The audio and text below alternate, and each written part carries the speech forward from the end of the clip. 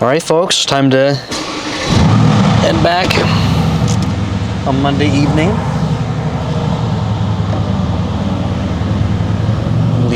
I started late, leaving early.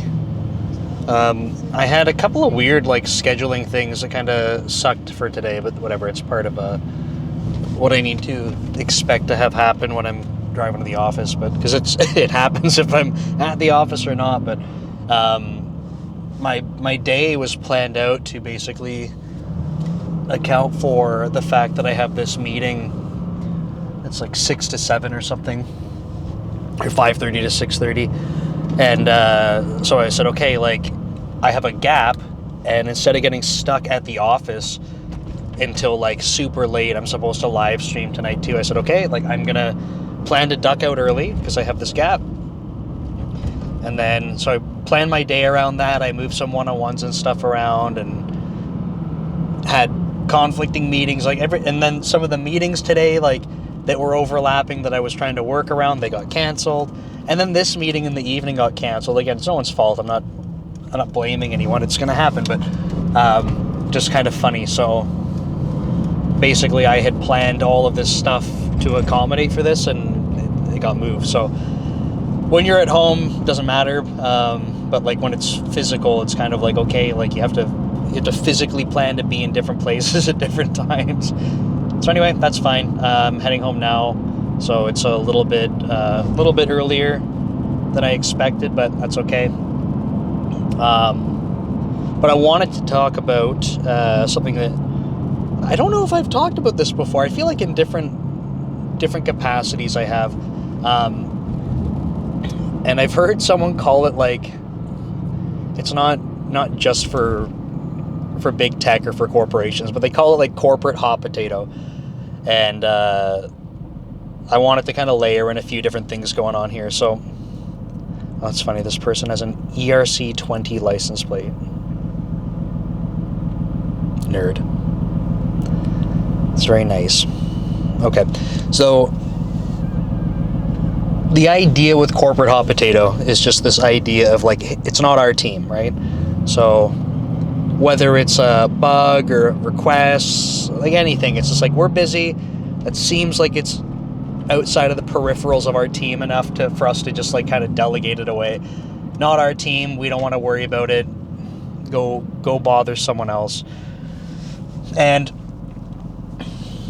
it's not unique to big tech or corporations. I just feel like it's probably more common, right? There's other teams that could have that responsibility. Go deal with it. Go deal with it with them, and it's not our problem. And I'm still not used to this kind of thing because I don't like it, and I think that it doesn't ultimately help a business. And I want to clarify this a little bit. I think that it's important to make sure that a team isn't just taking on literally everything and then being pulled in a million different directions and nothing's ever getting done because you're just being overwhelmed with random stuff. So I'm not suggesting, oh man, oh no, this person, they thought that a lane was a turning lane, except it's a turning lane for literally the other direction of traffic. They quickly realized. I wish I could turn this camera around easily for you guys, but okay, so what was I saying before this person almost had the worst driving experience of their life? Okay, yeah, startups, I feel that at least startups that have a chance of being successful, you have this approach to developing things where you're we all need to work together as a common goal, right? Let me back up because I remember what I was trying to say. You can't just take on everything for a team. That's what I was trying to get at. It's you need to have some boundaries. But as long as it's funneled through product owners and management, people can prioritize effectively. It becomes problematic when no one's kind of going outside of their comfort zone a little bit, ever.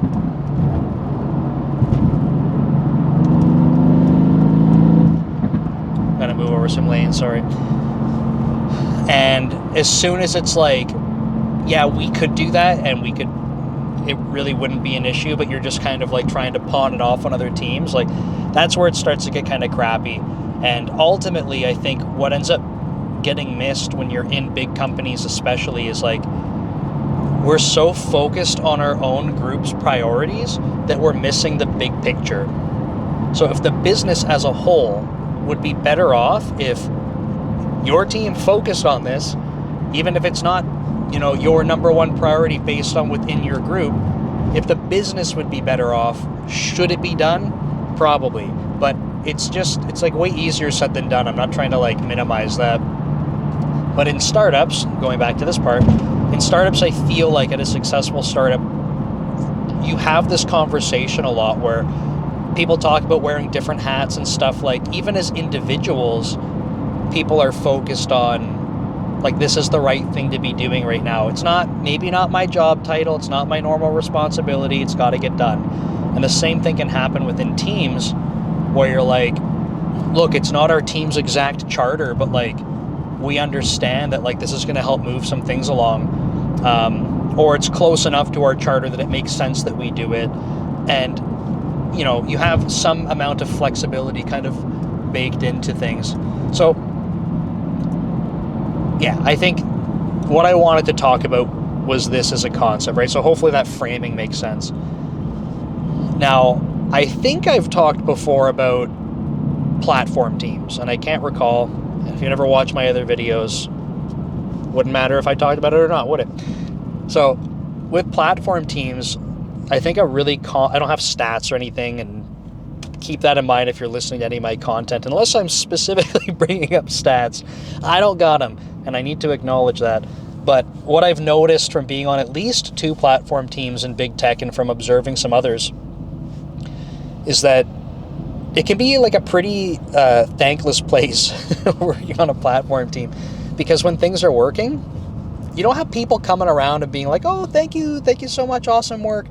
It's just like when things aren't working, that's when you hear from everyone else, right? Kind of sucks, but it's kind of the name of the game as a platform team. Now, when there are issues with platform teams, perceived issues. Let me start with that because I'm already assuming too much. When someone perceives that there's an issue, the first thing that they do generally is like, well, it seems like it's related to this platform. Let me just give it to them, right? So to give you an example, when I worked on a deployment team in M365, it was very common, and I should clarify, I don't blame people for doing this, but it was very common that you would have like someone experiences an issue, so some service, a machine deploys, and then their service isn't working, or they're getting signals being like, our services are losing availability or crashing or having weird behavior. And the first thing they do is they reach out to the deployment team because they're like, it seems like out of nowhere, our services are starting to have some issues. And sometimes they don't correlate a deployment event to their systems or services not working. They just say it's not. I don't like this already. This is a bit of a nightmare. I have to move over a couple lanes here. And my lane is usually the one that's not backed up, but it is today. Oh no. Oh yeah, solid red. Hopefully it's just a little bit up ahead and we're good. So, it's hard to drive and talk. I don't know if you've noticed that, but I'm I'm not doing a good job today. So what would happen is, literally sometimes teams would not even check if there was a deployment event. They would just say, our service isn't working, and deployment, please investigate. So immediately what happens is, for a lot of these platform teams, in this example, the deployment team, the onus is now on the deployment team to go basically try and prove it's not deployment. And I'm framing it that way on purpose because there's enough requests that come into the team where it's like, Like, if you haven't even done your homework to prove its deployment, it's on the deployment team. So a lot of the time, the deployment team, and this happens for other platform teams, the first thing they do is they say, like, well, why do you think this is related to deployment? Right? Or like for us, we're on a route, like I manage a part of a routing team now. Like, why do you think that this is misrouted or didn't get routed? Like, what makes you think that? Right? So the team, like the platform team, is constantly being bombarded with, hey, like this is broken, like please look into it. And because there are so many examples of this type of request that come in without people doing their homework, the first response is almost always, because people haven't provided evidence, is almost always, prove to us that this is the case. Like, prove to us this is related to deployment. Prove to us that your stuff's not getting routed. Because people would just, like, to give you an example on the routing side, people would say, well, we're getting the status code back. We're getting a 500 back. Right? We're getting an authentication issue. Like, so, like, can you tell us why it's not being routed properly? And we have to go like, is the 500 coming back from the the service that we routed you to as you requested? Because if so, go talk to them, right? Like, we got you where you needed to go. You're just unhappy with the result of it. So there's this constant thing with platform teams where, again, we're being bombarded with, hey, please look into this, and unfortunately not a lot of homework goes into it. But I think it almost perpetuates the problem the other way, right? So yeah, we don't, as platform teams, we don't like when people are doing this to us, of course, because it's distracting, without a doubt, right? So I get the side from being on platform teams now for 4 years at Microsoft, totally get it. It sucks, it's distracting. But we almost over-index the other way. And if you think about it, like when we go back to a partner that's reaching out for help, and we're like, prove to us it's our problem. What we're doing now is we're saying, like, you go do your homework. And it makes sense. Like, you should go do your homework. Because why did you think it was us in the first place and not some other team? But I think what ends up getting missed is, like, so this is the hot potato thing, right? Like, it's not our problem. Like, go figure it out. It's your problem until it's our problem. But I think what's happening a lot of the time is that it's like it's just an overall, like, lack of visibility, understanding, maybe lack of tooling. Like, I think that people are just like, I am operating with what I know. Like, I have a service, I'm not an expert in routing, and it seems like what we're seeing is the result of something routing related. Like, and it could be networking, they don't know if it's like what layer it's in. So they're kind of guessing with the best information they have. So we get frustrated and we go, like, you go figure it out and then come back. But you know what sucks about that is, like, they don't know how to go solve it. That's why they're asking you in the first place most of the time, right? People that have been around for a long time and they've dealt with this kind of stuff, yeah, they understand how to go navigate this, how to go maybe look for the right tools or to ask the right questions, to go do some of their homework that they know about.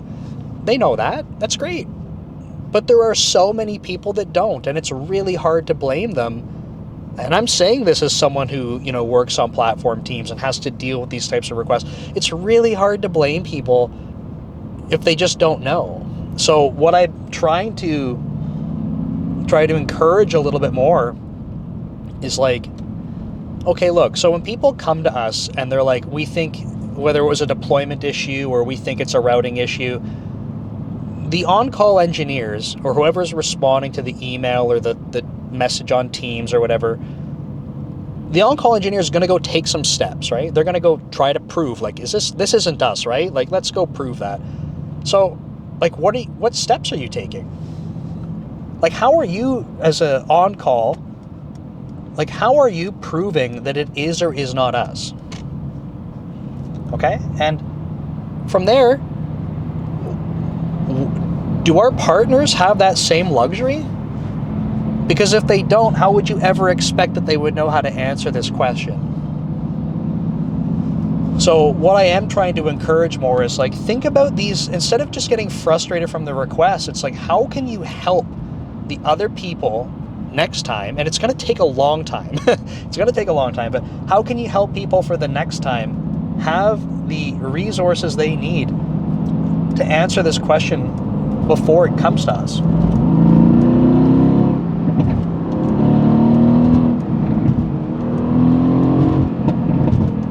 Nice, we made it over. I think there's an accident way back there and it's pretty light on the highway, so I mean, that's not good news if that's the case, but it made getting over lanes easy. So yeah, this is something I'm trying to encourage more, and I'm not going to win the war on corporate hot potato, but when I'm in these conversations, at least, I want to start trying to influence people's perspective on it, which is, look, I get that it's frustrating, and I know because I've lived with it for about 4 years now, so I get it, but like, this is kind of like a common thing that I talk about, right? You can, and I'm bad at it, so I'm not trying to be on a pedestal here, but we can't control everything, right? So instead of just being frustrated with things that are outside of your control, like, what can we do? You can't stop someone from reaching out to your team and saying, hey, can you help me? You can't stop them from doing that. So don't be frustrated about that. You can't be frustrated if they don't know. Like, that's what, are you going to take the time to go teach them? Like, don't be frustrated about it, or at least acknowledge where the frustration's coming from. Again, I'm not good at this, so acknowledge it, don't ignore it, and then try to move on from it, and then think about what you can do. Because if you can't do anything, then go, and invest your energy into something else that you can control. But I think in these circumstances, I think there is something we can do, and that is looking at what tooling, what dashboards, what resources and information we have within our team that we are using to prove this stuff, and put it in front of the other teams early. So to give you an example, it's not quite the same thing, but on the deployment team, people want to know, like if they had no visibility into where builds were and different versions of things, constantly they would have to ask the deployment team, like, hey, where's this at? Like, I need to know. And deployment has all the tools to know that. So what do? They build dashboards. As a partner, you can go check out this dashboard. You can see across all of the data centers where there's versions of things, what's up with it. So that's a huge help. It's a huge help, of course. But beyond that, one of the most popular questions to a deployment team is, when should we expect that this build will be in a certain spot? Makes sense. Okay, so now they have visibility into where the versions are, but they don't have an idea of pace. So then the deployment team, they hear this problem enough and they go, okay, great, like, we hear you. Now, there's gonna be things that are outside of the deployment team's control. If a machine is literally broken, it can't be deployed. So, like, yeah, that's gonna be a machine that's not getting updates, sorry. But we can't do anything about it on deployment. I mean, I'm simplifying things here for the record, but so deployment team is able to start introducing things like ETAs for the rate of deployment. So they can say, here's the rate that we are deploying things, so we should be able to project when you should expect updates. Now, is it a perfect science? Like, absolutely not, because something could come up and interrupt deployment, slow things down. But we can do some type of forecasting to give you a better idea. And that's a huge help, because now, instead of people coming to the deployment team and saying, hey, deployment team, when is this going to be ready? When should I expect this amount of saturation? Now the deployment team can just say, here's a dashboard.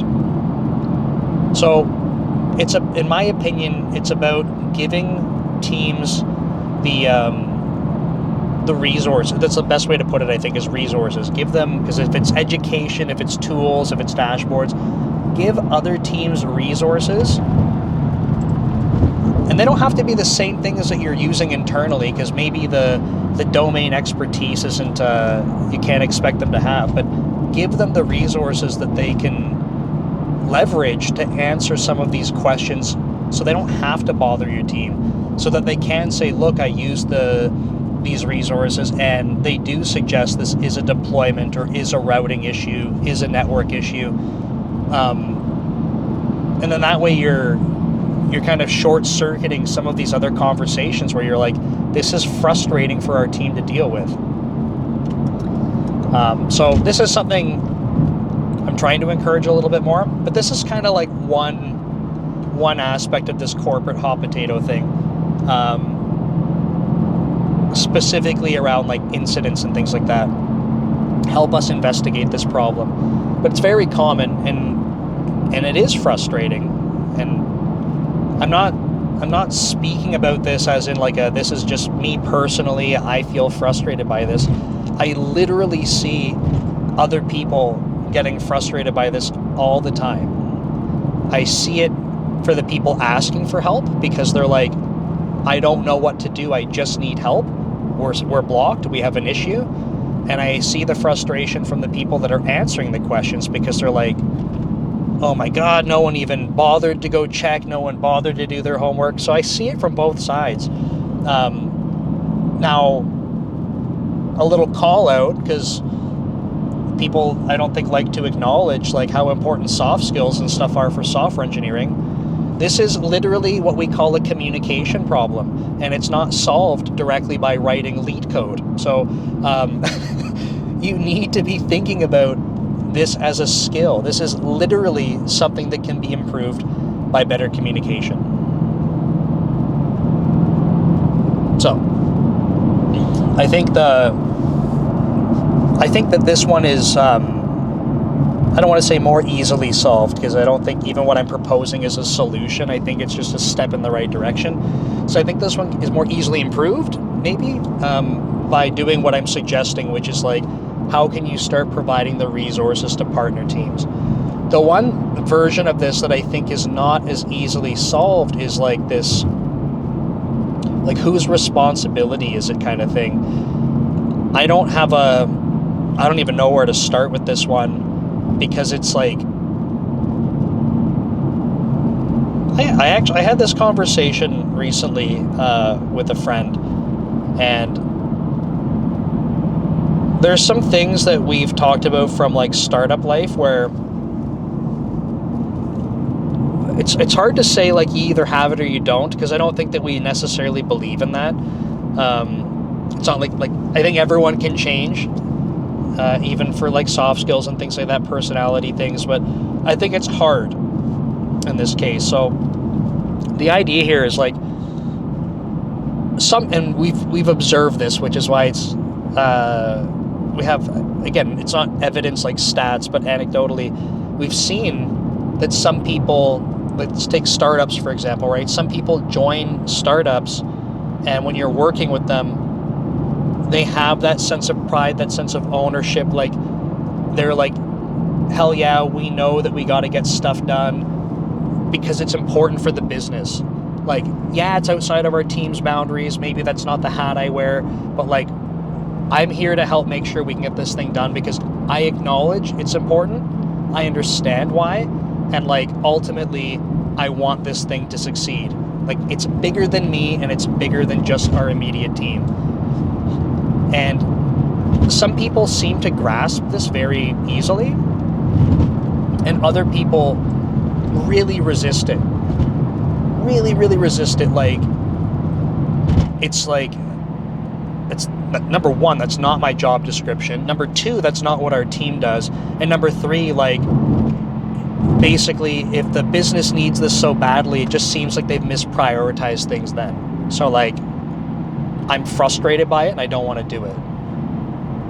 I'm exaggerating a little bit here, right? But it seems like there's a lot of people in this camp as well. And I don't know. I think I'm definitely in the former category where I'm like, hey, like, if this is what's most important, then let's talk about what other things aren't as important that we go park. right? Like, let's zoom out from just our own responsibilities, zoom out from just our team. If this is truly what's most important, let's get it done.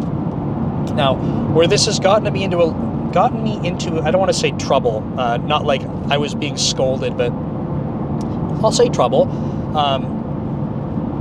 is that if you over-index into this for too long, what happens is that your team can start to lose their identity or their charter. Okay, so what I mean by that is, like, say you have a team that's responsible for, I'm just making things up,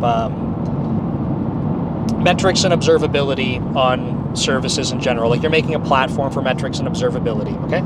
And your team's focused on this. They have their charter that's like, we want to make sure that we can enable all of these services to have this degree of observability and like dashboards and things like that. Great, okay. So your team understands the charter, the values of the team.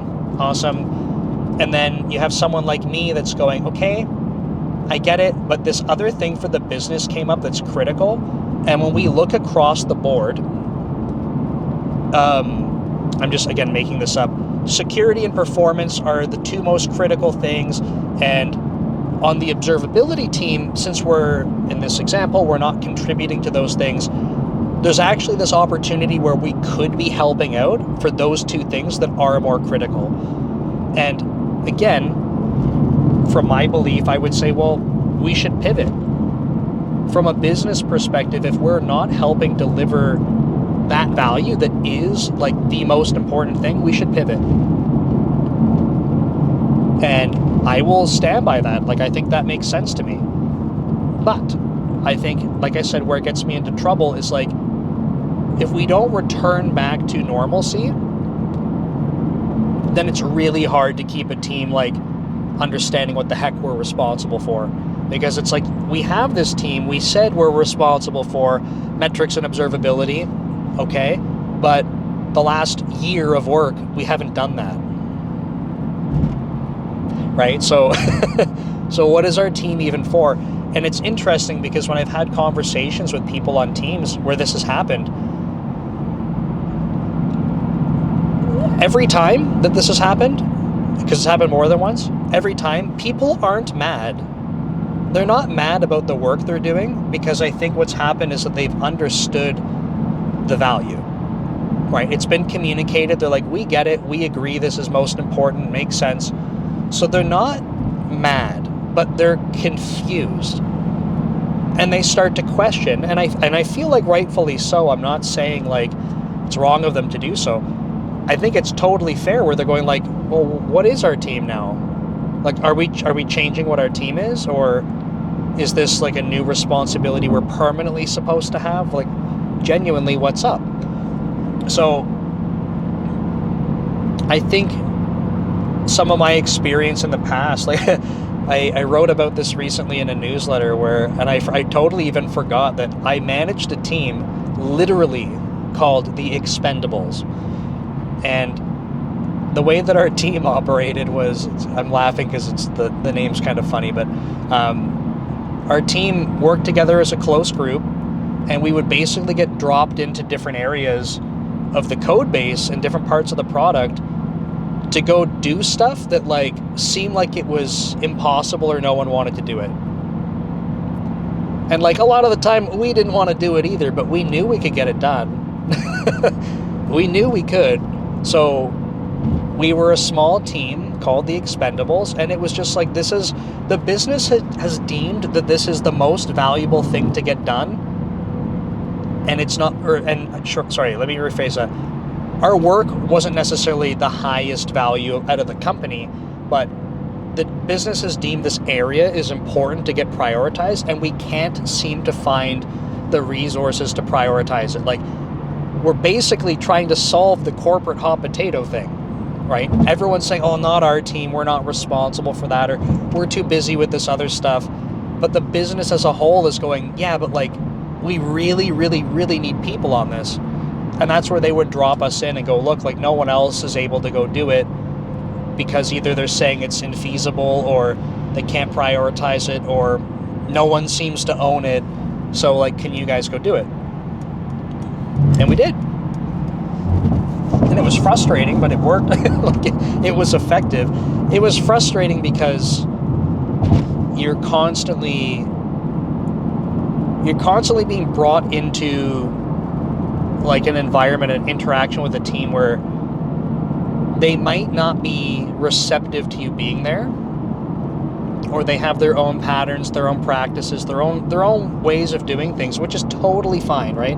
It's not for us to say no, but now we're being put into their code base. And to give you an example, like we'd go make changes to go introduce a feature, so like we have to make sure we're working within their architectural boundaries and things like that. But we go introduce a feature, and then like we would break some other feature in their code, and then they'd be mad, they'd be pissed off at us, like, hey, you guys, like, you're just coming in here like messing things up. And we would be like, well, we only added this thing, like it's completely unrelated to this area of code you're talking about. And well, no, it's actually like you didn't see, but it's actually, we reused this here, it's connected. And then we're going, okay, well, like, how would we ever know that? And like, you guys, maybe you reviewed our code and stuff too. Like, what's going on? Like, why so hostile, right? Like, we get it's frustrating, your stuff broke, but what the heck? And honestly, at one point in time, this literally was a forcing function where we started writing more tests and tests in different ways so that people would never be blaming us. We would go write tests on our feature, because what would happen in this example that I was just explaining is that people would go revert our change, or say they would go try and fix it, and then they would just break our stuff. So their scenario would get fixed and ours would be broken. So we were literally just going like every week or every 2 weeks, like not making progress forward, because we were always just undoing each other's stuff. So we said, okay, screw that. We're putting tests in, and like basically we're giving you code that tells what the expected behavior is supposed to be. So when you go to undo our stuff because it happened to break your scenario, you're going to quickly know if you broke our scenario before we have to yell at you for it. And we started doing that. And yeah, we kept breaking their stuff, but they weren't breaking our stuff anymore. And then we started to say, hey, you know what helps? You see what we're doing here? You're not breaking our stuff anymore. It's because you already know if it's broken. You already know if it's broken before you go push it through. So, like, we're writing tests to help you. We put the tests in, you're gonna know when you break our stuff. If you do the same thing, then we'll be breaking your stuff a lot less often because we'll know. There's tests that tell us we broke the behavior. So anyway, it was a forcing function and it helped us a lot. But going back to the corporate hot potato thing, like, I think it's I don't have a solution for this, because I think sometimes it's about like truly what people prioritize. And if you're in teams where there's a big priority around like protecting the team, sort of from a overall business perspective, being complacent with like, this is what the team does, and protect what that is at all costs. Like, I don't like the idea. It bothers me a lot. But I think if you have a lot of teams like that, like, good luck solving the corporate hot potato thing. You're constantly going to have teams going like, we see that you have a challenge here, or you need some help with something. You need help getting something delivered, but like, it's literally just not our problem, because our problem is defined by this charter that we have. And if your thing doesn't fit within that, like, tough luck. Like, go find someone else to bother. I just think that literally causes stagnation, right? Because you have real scenarios that come up with real business value, and people are like, well, I just can't progress because teams aren't bought into helping me do it. So I'm not it's a thing that happens. And I don't know, if you're watching this, if you've made it this far in the vlog, if this has happened to you, it'd be really cool to hear your perspectives on, like, do you see this happen? Or are you like, Nick, this is all bull crap, you're making it all up? Like, tell me.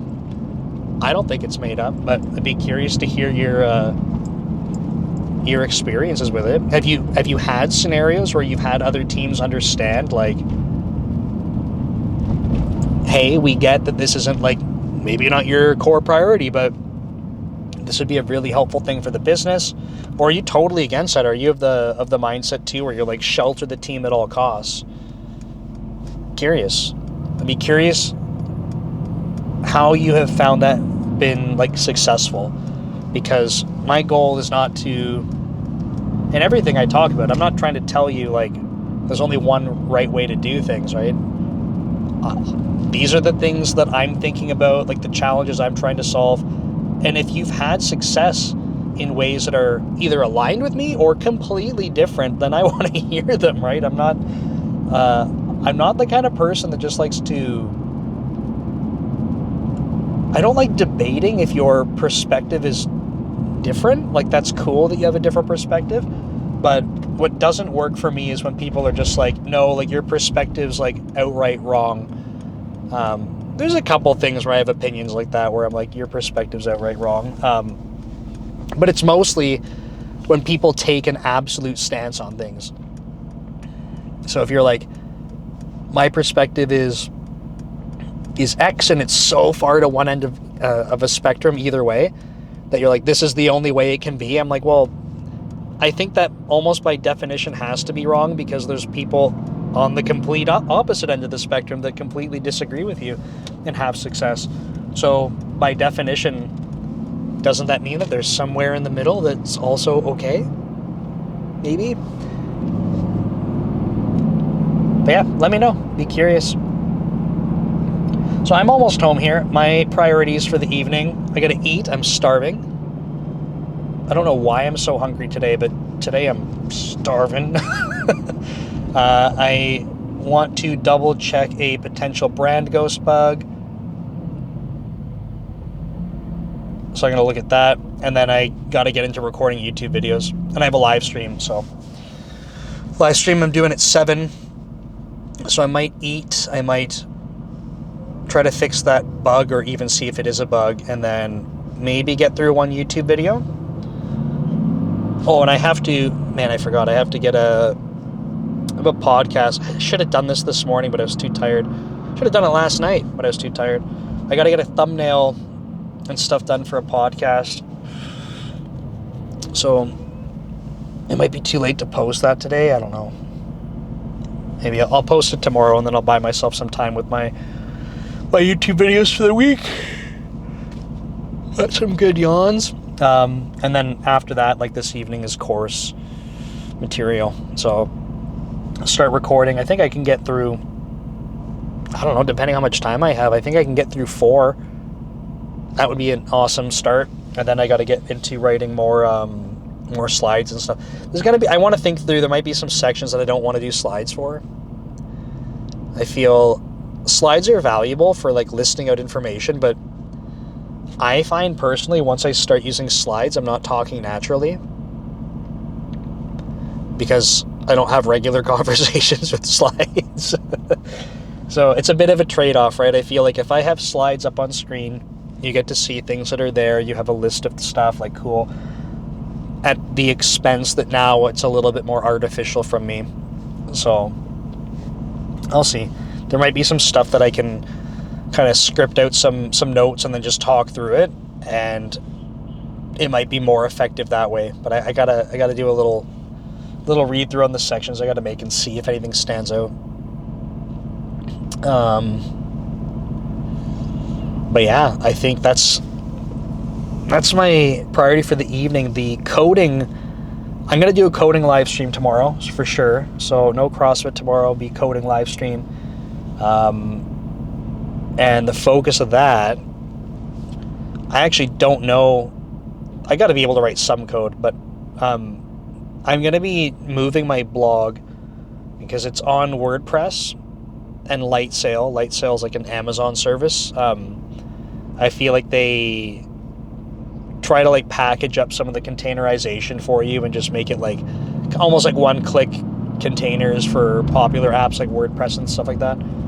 And I think the concept's really cool. Like, that's worked really well, but WordPress in combination with Lightsail, and I think honestly it's probably just WordPress and the plugins, has made it such an absolute nightmare running my blog. Like, my blog goes down every couple of days. Just the whole thing crashes, or it's like, because it's like chewing up CPU like crazy, it spikes up to like 100% CPU usage and then gets nuked and then doesn't recover. And a lot of the time it's not even sufficient for me to go like restart the services. I have to go, like, sometimes I can't even communicate with the container, like the VM, and then I have to reboot the whole VM. So I'm like, it's not okay.